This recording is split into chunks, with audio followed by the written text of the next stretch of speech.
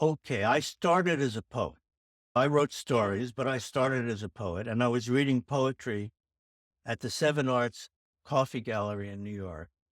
And it was an obscure place. We were reading poetry there, but suddenly people heard about us downtown. This is an uptown cafe, and came up, and suddenly Ginsberg, Corso, Ray Brenzer, they were all there reading poetry with us. And of course, we were just starting out. We were in awe. One night, Kerouac was reading up there, and one of our group, we were living in Paterson, New Jersey, which incidentally was Ginsberg's father's hometown. Barbara Morath, a kind of a Gothic lady, picked up Kerouac and took him home with her to Paterson, New Jersey. Unfortunately, her parents came home that afternoon, so I got a frantic phone call saying, "Meet me at 30th Street now." And she passed a very hungover Jack Kerouac over to me for safekeeping. So I took him home to dinner. We always had Sunday afternoon dinner. And he started drinking wine, and we were talking, and my father, as usual, was reading the Times. Suddenly drops the Times, and he says, "You know you're a bum." And Kerouac says, "You come on like a bus driver. I made $35,000 last year," which was a lot of money. So anyway, we all had dinner. Kerouac just drank all the wine in the house, about a gallon.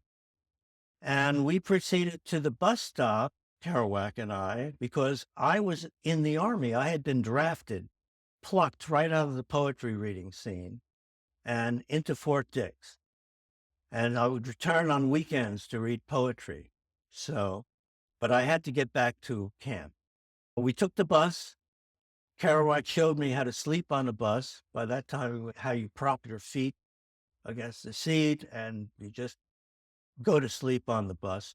Oh, before that, I had scored my first nickel bag of pot.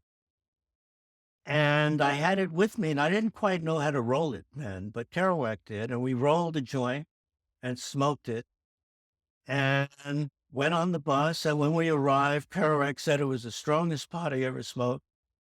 And anyway, we went to a bar for another drink right near Port Authority, a sleazy bar. And Kerouac at that time showed me how to observe people. He's saying, "Look at that guy. Look at the keychain on his vest. He's a pimp. And look at that guy over there." And noticing just little things about him, which is part private detective and part writer observer. Okay. And then we went to my friend's apartment where we were going to pick up our ride back to camp. And Jim Butler came, he was taking a nap. He got up and anyway, we ended up writing a poem, the three of us together, which Jim Butler still has, and I have a copy of. And that's my Jack Kerouac story.